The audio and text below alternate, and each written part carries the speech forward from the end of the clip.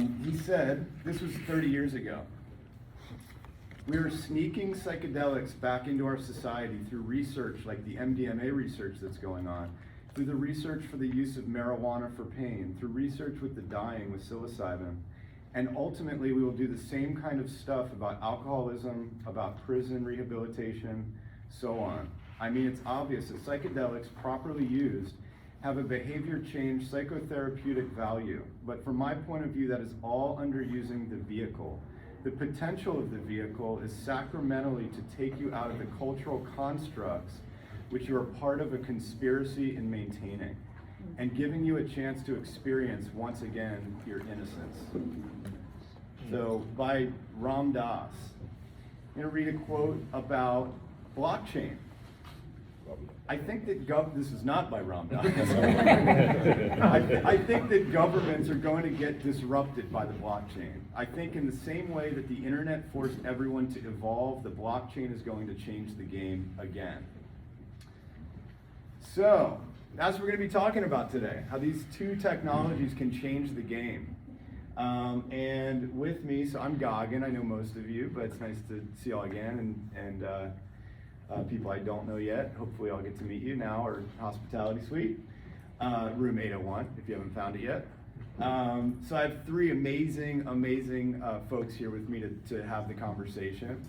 I have my dear friend Adam Carlton here from PinkPanda Finance.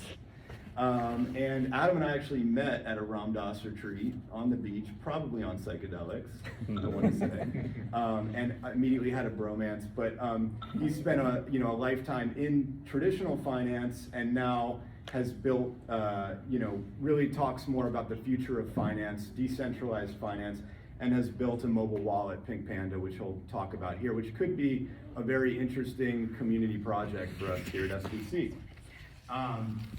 Flor Bellini, who I've just gotten to know and meet, has done extensive study with indigenous leaders around the world, studying plant medicine and psychedelics and other forms of therapy. And she's built this amazing organization, Nana, which actually is my grandma's name too. And what Nana does is they build integrative solutions for mental health and wellness. They have centers and Nanas, which take you through journeys and help you integrate wellness into your life, and I'll leave her to talk about. And we have Natalie Ginsberg here, who is the head of global impact for MAPS. We all know and love MAPS, Multidisciplinary Association of Psychedelic Studies, started by Rick Doblin, also definitely a longtime member of this community. And before that, she actually built the policy team at MAPS, which, if you don't know what's happened lately, psilocybin's been legalized in a couple states. MDMA is moving towards that direction, and we can thank Natalie and her team for that. So that is the amazing panel. Go ahead.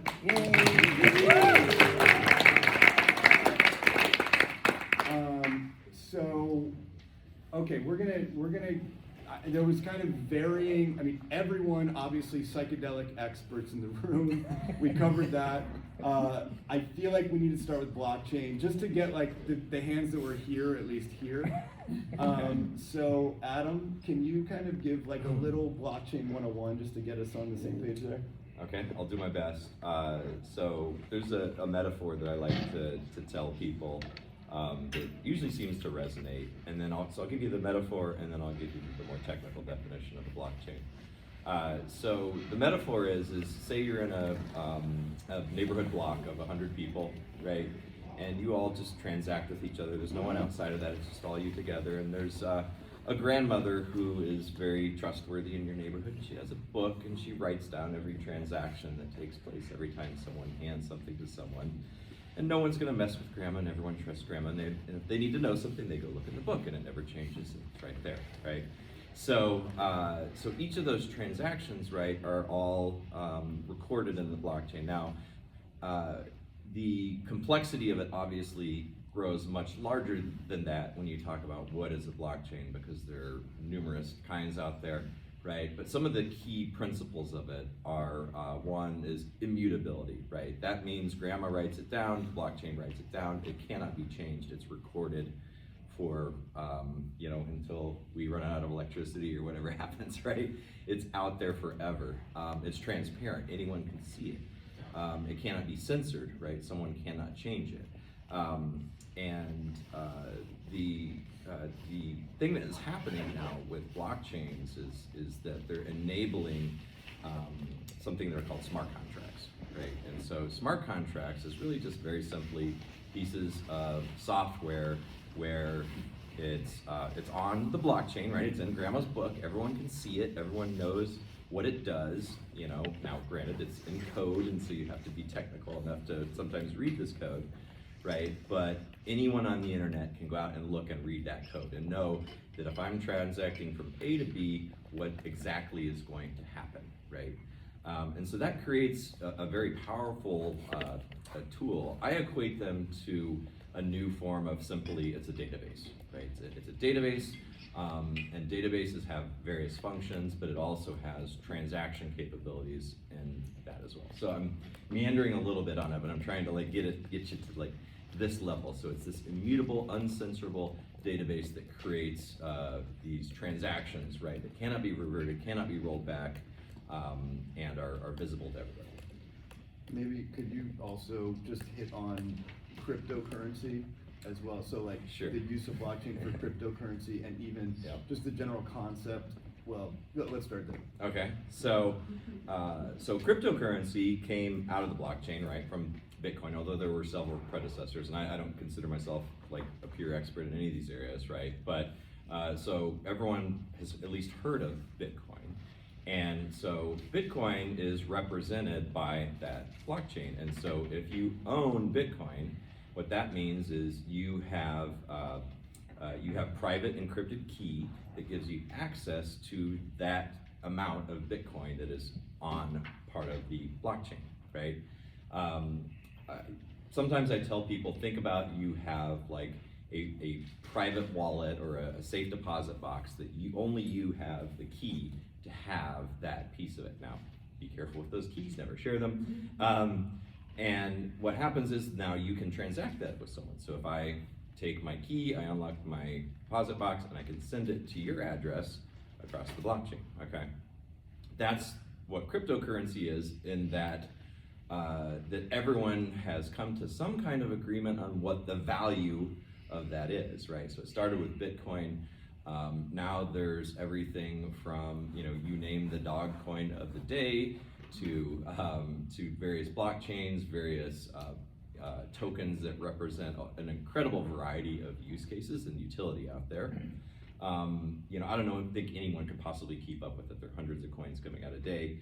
And what is happening is, in my perspective, is that if you look at, and this is kind of where psychedelics come in and community comes in, is that when people believe something has value, it has value. So I had a very large transformation of belief this year when a certain coin called Dogecoin didn't drop to zero, because I completely expected Dogecoin to drop to zero after it did the Saturday Night Live thing, and somehow it still held, and somehow it's still worth 20 cents, right? Still worth several $billion. Why? Because there are hundreds of thousands, a few million people that believe it has value. And then I basically took my belief system around that and said, well, same for the US dollar, same for the yuan, same for whatever your belief is it's that aggregated value of belief that gives something that value in that digital context. Great. And I looked today just to get the current, but it's currently a $3 trillion market. So cryptocurrency blockchain market currently estimated $3 trillion. There's many ETFs out there now, publicly traded ETFs with crypto exposure and beyond. So we'll go a little deeper into that, and we'll go into the particular ways that we see that it has the impact potential that it has. My mama always taught me to talk about blockchain before taking your psychedelics. So now we'll move into psychedelics land and get a little understanding of that landscape. Even though people apparently were inspired using psychedelics to help conceive of blockchain, so I don't know. I respect your mom. Maybe that was my man. You wanna? That's true, actually. That's interesting. Do you want to just talk even just so we can create a container around what are psychedelics? I appreciate that laugh because it's definitely a big question. Maybe Flora can help fill in, but even the term psychedelic means mind manifesting and was developed by Aldous Huxley and Gordon Wasson in the 50s when they first ventured to Oaxaca, Mexico to learn from Maria Sabina and the Mazatec about spirituality and practice around mushrooms. So this term consider cannabis a psychedelic, and not everyone does, but when people overdose on a cannabis edible, then they'll come to me and say, I understand why you called it a psychedelic. And psychedelics right now, as many of you, I know you're familiar, but there's been really exciting research in the last few decades that demonstrates psychedelics' capacity to treat a variety of different indications. At MAPS, we're focused on post-traumatic stress disorder, depression's another big indication. And you said something earlier that we consider these things breakthrough, but actually the FDA also considers psychedelics or MDMA therapy a breakthrough therapy in the treatment of PTSD. And I'll just say one more thing, that these substances, also known as entheogens, plant medicines, indigenous communities around the globe have been stewarding these traditions for millennia. So that's really important, I think, when we talk about psychedelic renaissance and research, to really remember that that is the kind of origins of the psychedelic spiritual thing. But I don't know if there's more on the psychedelic You did definition. such a beautiful job. We're gonna get to, I'll get to Flora in a sec. Okay. Just to give, the landscape there, I mean, there's also, publicly traded funds that are now ETFs investing in psychedelics. It's right now estimated to be a $10.75 billion market by 2025. For instance, some of the bigger, a Thai just closed at 350 million.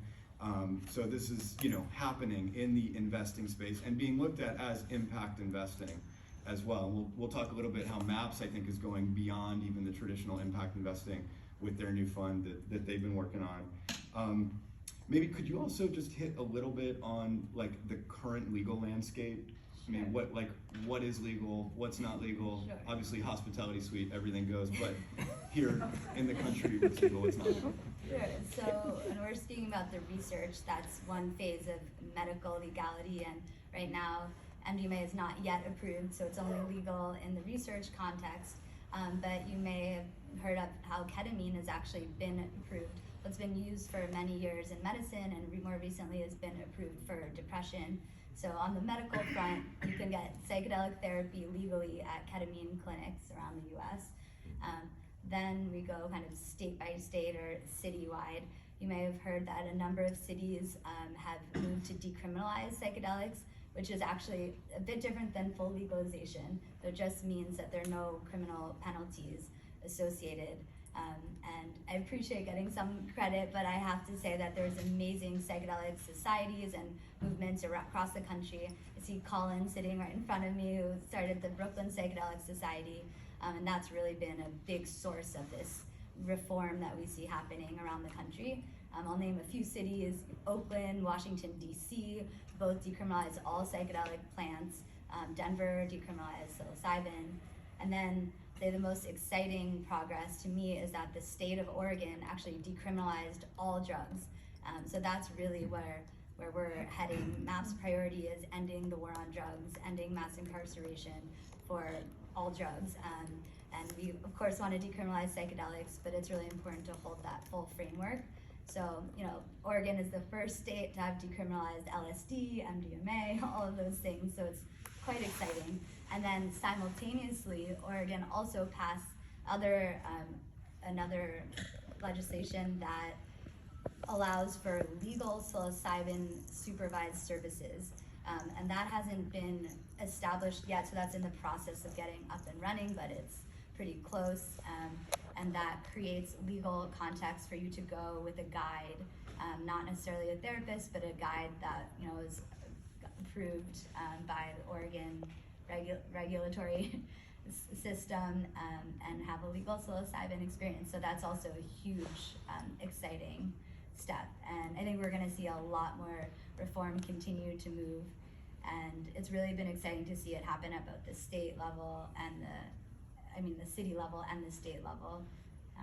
Yeah, so leave it at that for now. Can you just even, and sorry, I didn't even give you this one beforehand, so, but I'm curious, like, when psychedelics were made illegal, I mean, they were scheduled with other serious drugs like heroin, cocaine, stuff like this. Can you talk about like why that happened and why it's been so long to get here? Sure. I mean, all drug schedules are based in BS. Like just to be, cannabis right now is. Can you all hear in the back? I just want to make sure. You okay? Make sure they heard that I said BS. So, cannabis is still scheduled as the #1 and the most dangerous schedule there is. So if that kind of gives you some sense, it's really not based in science. Most of our drug laws are actually really informed by racism, and I laugh because they're literally quotes from legislators. From Nixon, there's recordings of him saying we knew we couldn't make it illegal to be against the war or to be black. I think that's literally what he said. So we just wanted to criminalize their common pleasures. You can check that quote. There's a lot kind of written there around psychedelics. There was a big association with the hippies, the anti-war movement. But they were actually scheduled a bit later, and it kind of came in waves. And it's interesting, MDMA was actually scheduled as one of the last in the 80s. And it was actually legally used in therapeutic contexts throughout the 70s. It was used a lot in couples therapy for phobias, and it was called Adam at the time, and someone rebranded it, called it ecstasy, and targeted the club scene in Dallas, and from there it kind of skyrocketed. And then in the 80s, as the war on drugs was taking off and MDMA use was taking off, then the DEA moved to schedule it. And actually at that point, Rick, our founder of MAPS, gathered a bunch of researchers and faith leaders to oppose the scheduling. And the DEA had a 2-year-long court case to consider all of the evidence, and actually ruled that MDMA shouldn't be made in the most strict schedule. But the DEA dismissed the law judge's ruling, scheduled it, and then that's when Rick founded MAPS to do rigorous research so that they couldn't do that again. Amazing. Wow.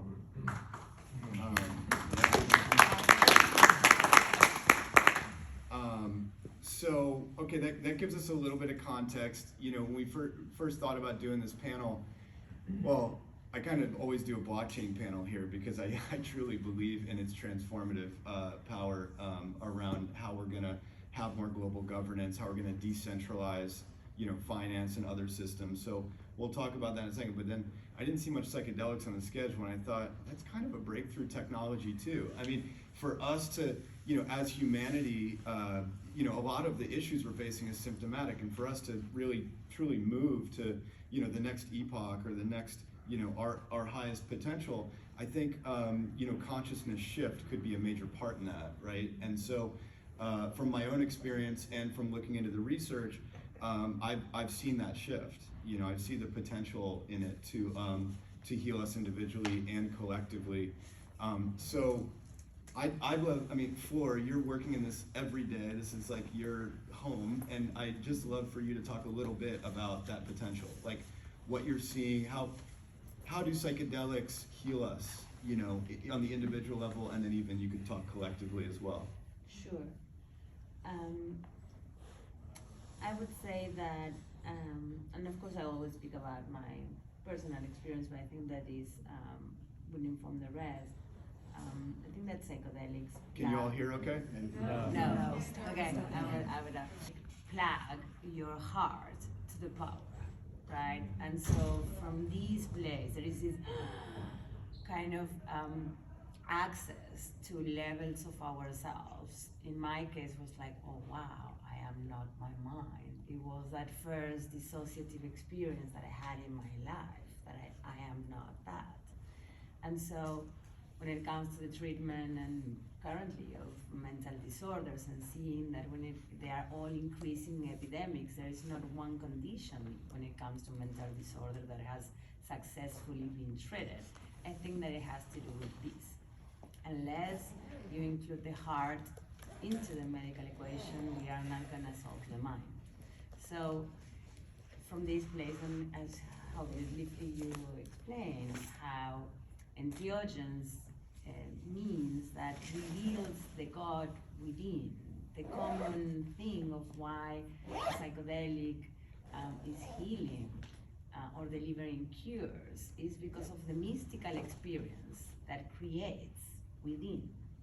So therefore, I think the opportunity that this substance coming back to the forefront of humanity brings to the table is this possibility to reconnect with this most essential part of ourselves that is not our mind, that is not a construct that we have maybe inherited from our family or from our religion. Is this first-hand experience of plugging your heart to the power or your soul to the power, whatever one want to say it.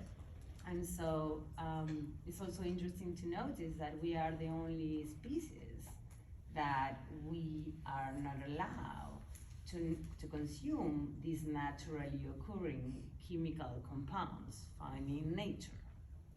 Mm. Just leave it there. Yeah, maybe if you even could talk a little bit about, I mean, the current way that we look at healing ourselves, right? Like and this reactive, and we look to experts, and we, psychedelics is like, there's this intimate relationship with the plant or other substance that then kind of unblocks. I think of it like how a chiropractor isn't necessarily healing us, but they're unclogging and making it so that your body can heal itself, right? Yes, indeed. And so this ability to self-regenerate, right?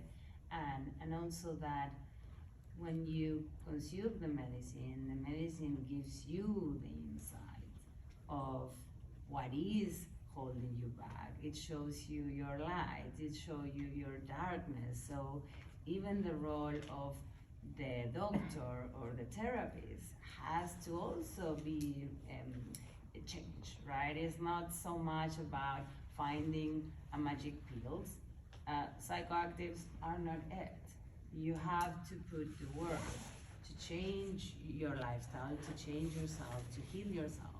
But these medicines gives you first, as I was saying, I am not this. It gives you that power, that booster, that boldness, right? Of like really connecting with who you are, give your body the information and the tool that it needs to heal itself, but also works in all the levels of the self. It's not just in the biological aspect or in the mental aspect, it's also in the emotional aspect and in the spiritual aspect or bodies, right? And so it works as a whole. Now we see insurance companies starting to speak about the individual as a whole, right? And so in order to introduce psychoactives to mainstream, we have to start understanding that the emotions have to be brought to the table, right? And kind of more from our perspective, or like the work, what I've dedicated my life, Nana, the company I founded, is exactly that. It's just bringing the feminine vision of how healing works to the table, right? It's like it's introducing the heart, the emotions into the medical equation in order, right, to assess not only mental disorders, but also all the comorbid diseases that come associated with that. And as Natalie would help me explain, it's like in most of the cases when you want to deliver cures, you start to see that a lot of the trauma, or like underneath the mental disorder, there is trauma, and most of the trauma also come from sexual trauma. So this life force, right, that is where we come from, that is the most powerful force in the universe. If we don't know how to manage, and that is part of what psychedelic help us reconnect with the essence of life, with how nature and species and animals and we are all made of the same things. We all have the same kind of molecules and chemical structures, right? And so it's kind of reconnecting with the most essential parts of our beings. Beautiful. Yeah. Say something? Yeah, I guess I'm called to speak to that. For me, one of the most powerful ways that I see psychedelics work to heal is that they really allow people to get to the root source of their trauma. And I feel like that was kind of what you're speaking to, how trauma often is kind of underlying so many different things like anxiety or addiction. And often, you know, I'm trained as a social worker, and we were really taught how to help people reduce their symptoms, which is really important. But there's very little about how do we actually get to the root source of what's causing all these symptoms. And that's where I see psychedelic therapy and psychedelic healing providing this really unique approach to this holistic healing. But yeah, and kind of to your earlier question about like kind of creating a container for people to do their own healing. You know, even at MAPS, or our protocol, we have 2 therapists working with the patient. So in some ways it might seem a very like hands-on therapist approach, but the therapist's whole philosophy is creating a container for the person to lead the session. So it's really all about what's coming up for the individual, and it's really not about the therapist telling them what's next or what to do or what to think. They even don't ask very many questions. Questions are really based on how the participant is reacting to the medicine. So I think that, as Flora was saying, is a very big shift from the way we normally approach mental health. And I think one that's incredibly important, both because it works and because it's part of that working, I think, is empowering people. When you realize that you don't have to go outside for something, it's all within you, and that you know yourself better than anyone else. And I think that's a really big part of a lot of the healing that occurs. Mm-hmm. And this is work that MAPS is doing, what they're raising their fund for. We'll talk about it in a second, but maybe you could just speak a little bit, just because it feels like it's the same train of thought, on the MDMA therapy specifically. Sure. What's going on there? Sure. Well, maybe I'll do like a little bit of big picture of the protocol, of how we do these sessions. We've been doing this research for over a decade, and in the next year or two, we're expecting FDA to approve MDMA so that it's available in medical contexts. And how we set it up is that the patient will meet with 2 therapists for 3 sessions without any medicine, just to get to know the therapist and build trust, because that's one of the most essential parts, set and setting. I know we've talked about it a lot, but is feeling safe and really trusting the people that you're having an experience with. And then after 3 sessions without medicine, you have a medicine session where you're in a really comfortable room with like a couch and pillow and eye folds and music to listen to, and you're invited to put the stuff on if you feel comfortable. And after you take the medicine, you're invited to go inside. And I've been really lucky to watch a lot of these videos, like we video the sessions, so I've watched them to kind of rate and make sure that the therapists are sticking to the protocol. And I mean, everyone reacts differently, but within the first hour, it's really interesting to see, like, some people are just totally still, some people start moving their bodies, some people like sit up immediately and like start talking right away. And I just say that to explain that there's so many different kinds of sessions and experiences. And then, so there's like a 6 to 8 hour session of those processes, people feeling stuff in their body, remembering memories they might not have, like just kind of coming up for the first time. And often people, some of their deepest trauma memories emerge when you've kind of created this safe container. And those memories emerge when the MDMA is reducing the fear activation in your amygdala and kind of expanding your heart center, and that allows you to kind of revisit those sites of trauma in a different bodily place without as much reactivity. So it allows you to kind of reprocess things, and people really release a lot of guilt and shame often. That's a really big source of trauma. People might not realize that, like I've seen kind of like people just speak to flying away. And anyway, really beautiful processes happen. Then it's really important to end with our protocol that we have multiple sessions after for integration. So that means meeting with your therapist, no medicine involved, to really process what happened in your experience and how to take those new insights and apply them into your new life, or not new life, into your life. And that part is something that a lot of people miss And I think that makes a really huge difference in seeing durable results on that. And then, yeah, I'm just remembering your question. So MAPS has been around over 35 years, and we've been doing all of this research in a nonprofit context, which has not been that easy. And we have been really successful in that, but now as we're looking at FDA approval for commercialization, we're gonna need to raise another 150 million. And now, as Gagan was describing, there's a lot of opportunities for investment out there, so it has kind of shifted the conversation. But I'm really proud and excited that we've worked with actually a VC that comes from the crypto blockchain space, so there's another combo, but they've developed this really innovative SPV, this investment vehicle that allows MAPS to retain 100% of our equity. We're still fully nonprofit, but we're allowing people to invest in a revenue share once MDMA is approved as medicine and once we start making revenue. And then even built into that revenue share, it's capped at 8 years, and once you make your money back, it actually drops down a bit. We call it a reciprocity, like waterfall process.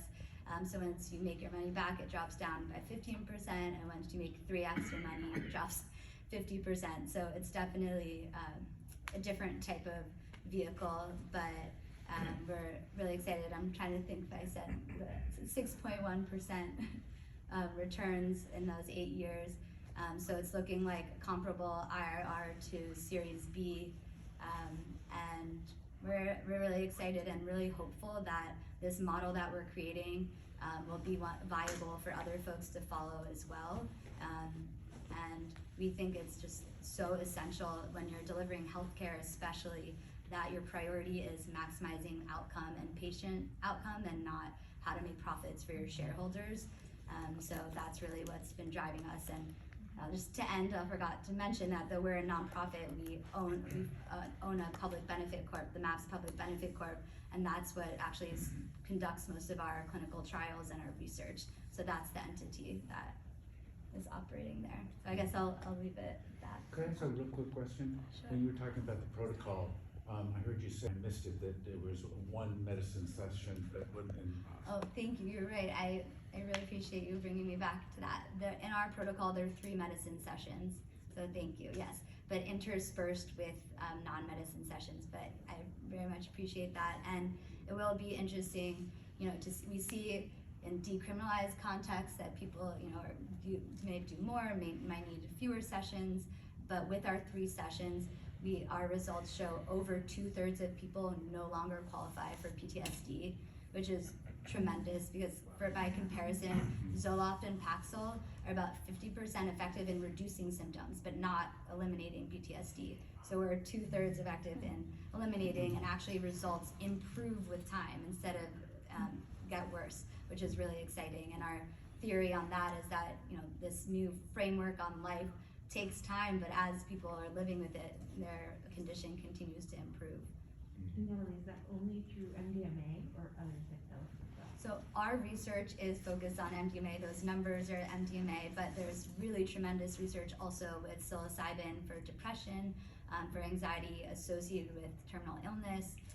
And I don't have the exact numbers on them, but I know that they also receive breakthrough therapy designation from the FDA, which is very rare, so it's very exciting we both got that. And we're talking a lot about, reactive to trauma, right? But there's also potential in a lot of these psychedelics for, they're talking about enhanced like neuroplasticity. I mean, in our brains, how we form these grooves, right? These things were triggered by these traumas, and these psychedelics actually having the ability to kind of, I won't say wipe the slate clean, but reform some of those grooves a little bit, so we're not quite as triggered. Also psychedelics. I mean, there's a lot of work being done on ketamine, assisted therapy, which is more of a disassociative. And MDMA. Also, a lot of studies being done around couples therapy, even. I mean, Very proud of that study. not a lot were advocating for more of it, and it was actually a really huge deal because it was the first study we got approval to give MDMA to a healthy person, which was the partner of the person with PTSD.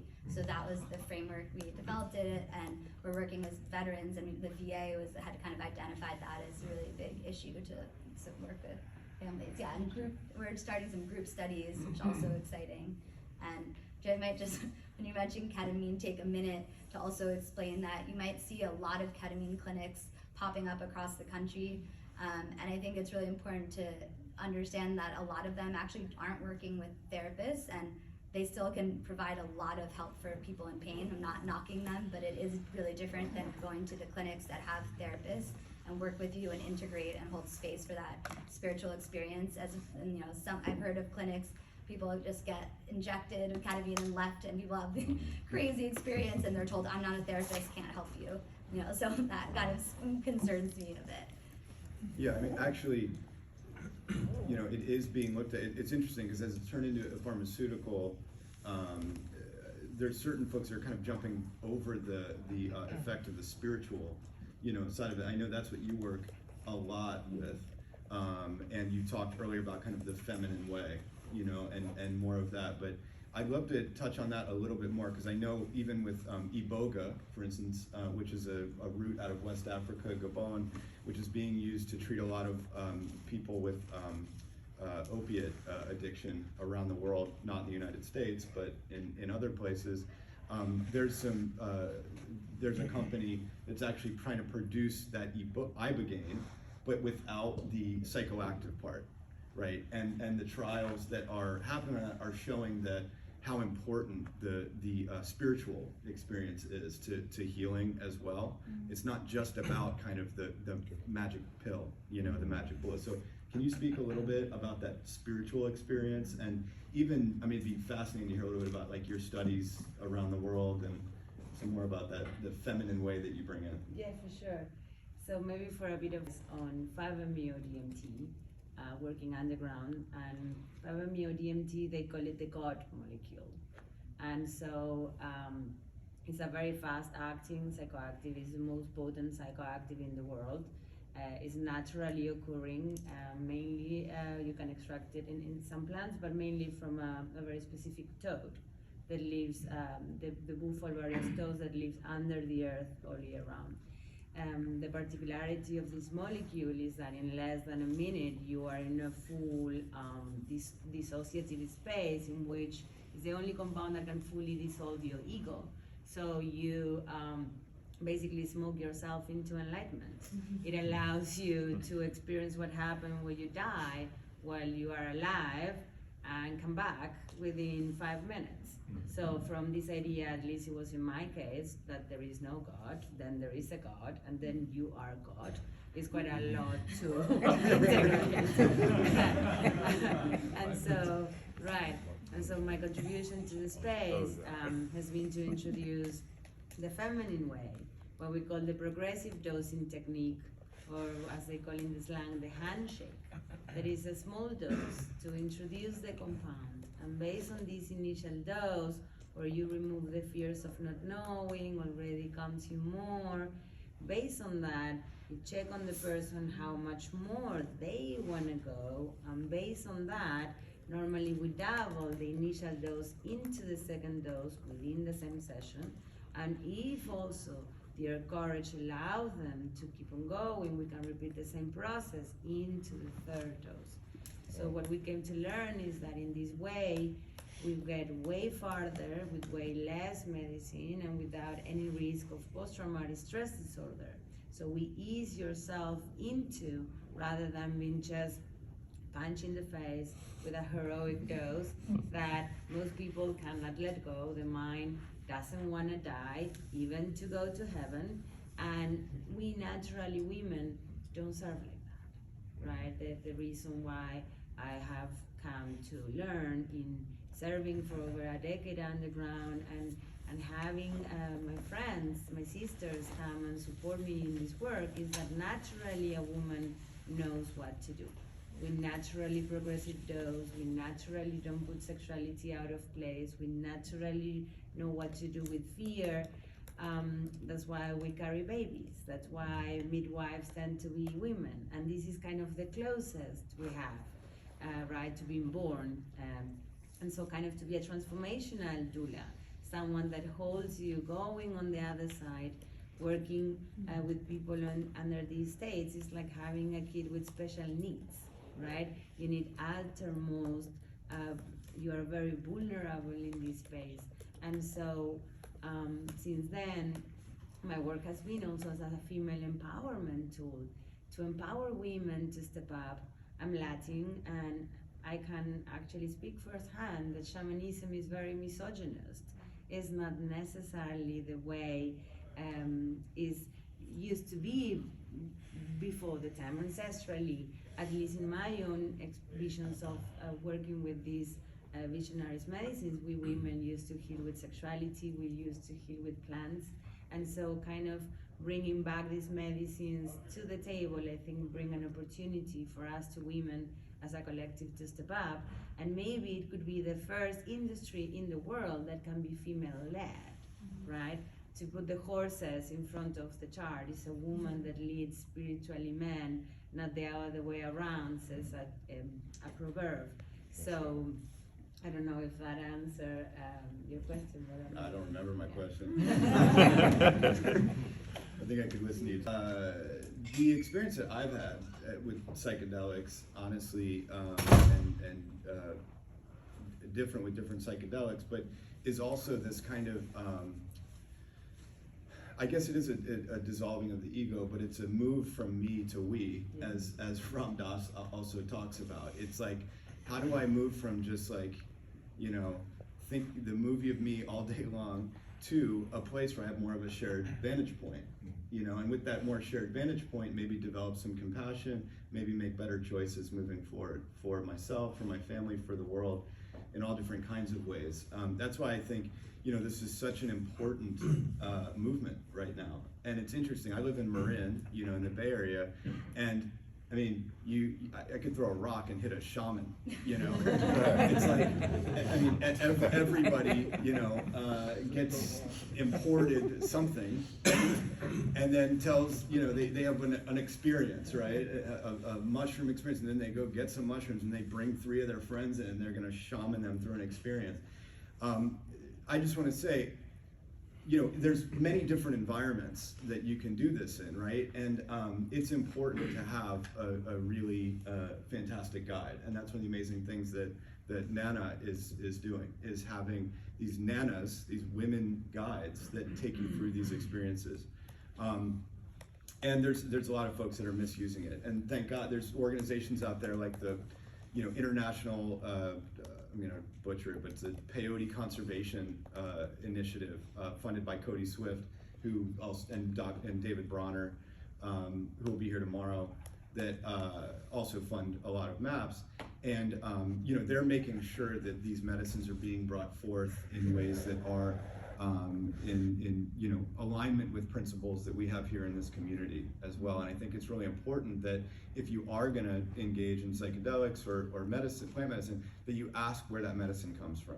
You know, just like you would care about getting organic produce or looking at, you know, the different values of organizations you're with, it's important that you look at that for your shaman or for where your medicine comes from. So I started talking about this move from me to we, this kind of, and I like to think of it as like decentralizing the ego. I mean, I really think that move, like the consciousness shift, that's what's needed to get us through the mess that we're in right now as humanity. I also, interesting enough, think that's what blockchain is doing to mainstream capitalism. And that's part of the potential, is this kind of move to we, this decentralization. So can we talk about that a little bit? I mean, from your history in finance and where you've been to now being so inspired that this is like a new way. It's not just like a way to, you know, pay for your new Lamborghini with cryptocurrency, but actually like a way to shift the game. Yeah, absolutely. Amount of power that's been held by corporations, by capital markets, is being transferred into the individual's hands and the communities that shape around these various mechanisms for finance and NFTs and special purpose vehicles and things like that. If you want to be part of an investor in maps, it's quite easy now, right? One of the challenges I go through is like I have to go through for equity raise, right? Traditional either crowdfund or accredited investors. And I think it's time to realize that like the individual has the ultimate power and understanding. Being rich, inheriting $1 million does not make you any smarter than the $30,000 person a year who can go look up and read Wikipedia and understand these things, right? But that's the way our laws exist today. So I think we're in an edge of an incredibly disruptive state around finance and around ownership and around just how the power is distributed, right, through these various organizations and technologies.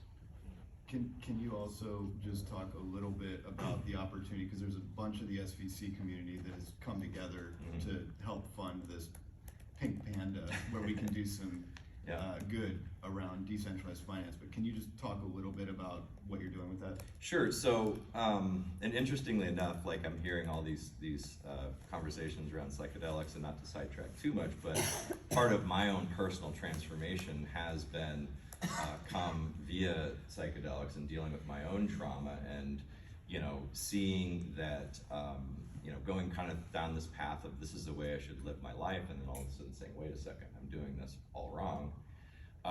And so I have some strong ties to cancer in my life. I lost my best friend, and I lost my mother a couple years ago. And when I lost and I've been a hospice volunteer, and tie that into like the blessings of psychedelic experiences, right?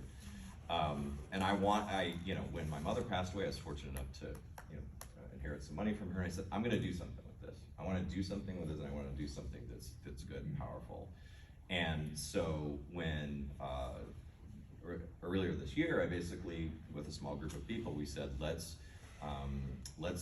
dive into the realm of decentralized finance, right? Let's create a way for anyone on the globe to be able to access decentralized finance for their mobile phone, right? That's the easiest way to get at it. And what's happening right now, in my opinion, is that the space is very led by engineers, and a lot of them very wealthy engineers, because they're starting these blockchains or what have you, and they're becoming multimillionaires or billionaires, and so they're building it for themselves.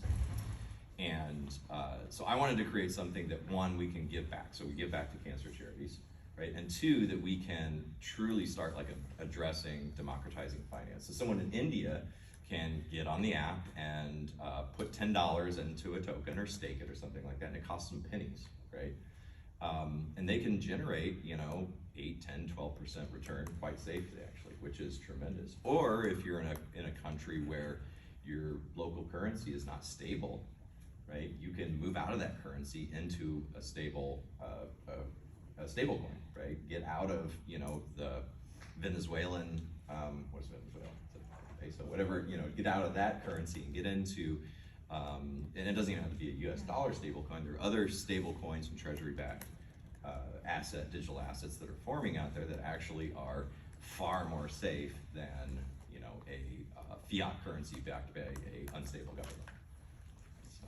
Well, yeah, and I'm sure a lot of people in the room were here a few years ago when Anand Giridharadas spoke to us, and I can't get out of my head. He was talking about how currently on the mainstream finance and mainstream capitalism, it's like the ball just keeps going back and forth playing the same game.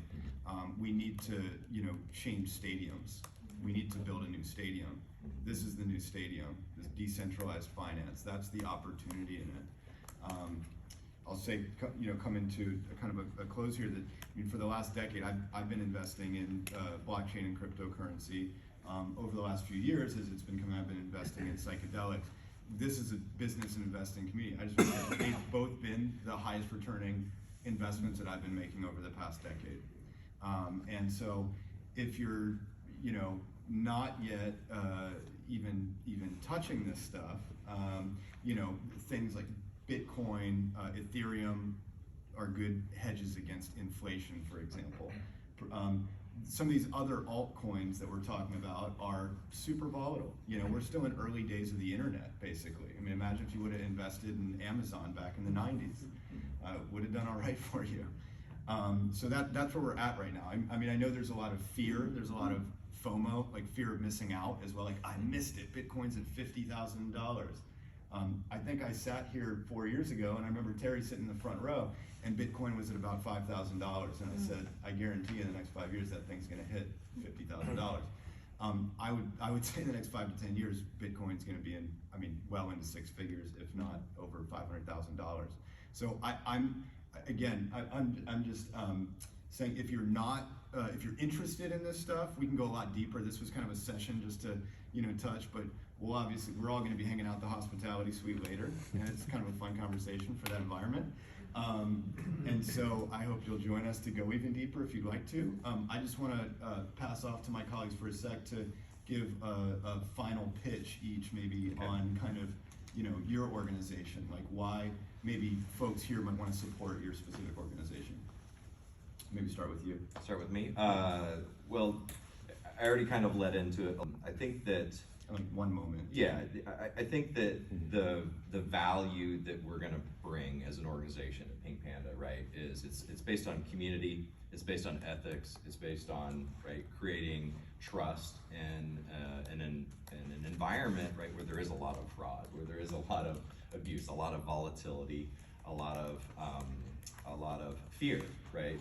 And so that really was why the reason we've come into this is like, we want to break down these barriers and cross this chasm of fear and distrust that started with Wall Street and now is like, you know, very much, I think, in a somewhat greed-oriented environment, right? So I think that's our pitch, is that, you know, yeah, we're going to build some amazing tech, and we already have a beta that's coming out here next week, and we have an amazing team, and we have all those factors. But at the end of the day, you know, you don't invest your own funds in a platform unless you trust that platform and you trust who you're working with, and trust, you know, that your best interests are at heart, right? And so ultimately, I think that's our bottom line, is that, you know, every person that works with me, we all share the same value set, and we all share that value set of, we seriously want to see finance change, and we are going to attack it with ethics, and we're going to attack it with the people, planet, profit perspective. So. And you'll have more information. Absolutely, happy to chat with anyone about psychedelics, but mostly about crypto as well too afterwards. Cool. And yeah, I've got a pitch deck if you're interested, and we can go from there. So at Mana, what we believe is that that you are a shaman, that you heal yourself, that these medicines present opportunity to deliver cures at scale. We call it transformative medicine, and where we are introducing a framework. And just to add to what we say, the centers come second. The first, we are raising our seed currently, and is creating this online solution where we support people at home where they need it the most, and we provide this framework of work.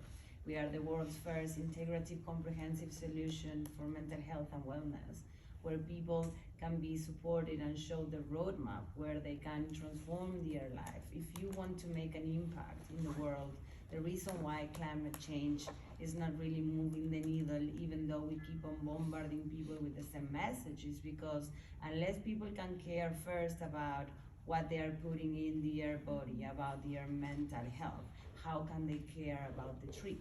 And so if you really want to do something for the world, I believe it's more important first, work in transforming your own personal transformation in order to transform the world. So this is in essence the focus of our work.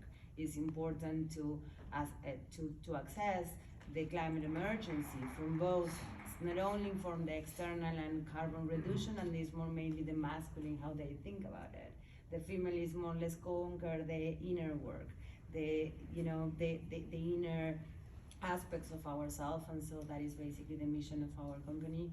We are a mission-driven company as well. We changed the fiscal responsibility of the company to be basically mission first, profit for investor second, and I'm very happy to discuss with any of you. I think it's really important the work that you do of aligning, investing with purpose. So it's a pleasure to be here. Thank you so much, and thank you for your work. Thank you. And Maps. So MAPS has been around over 35 years, so I'm really proud of our track record of both doing rigorous research focused on healing trauma and also simultaneously working to reform drug laws and to educate the public. It's something really unique that a lot of other, psychedelic companies and even nonprofits are very focused on, just the medical or just one aspect, but we're really approaching this from the holistic vantage point. So, yeah, as Flor said, it's really inspiring to be in this convening of folks who are really thinking about how to invest in conscious ways. And as I explained, this deal that we're structuring is created for like-minded, aligned folks, and we really want people who are involved who we feel share our same values and mission. So I'd be very happy to speak more about that later.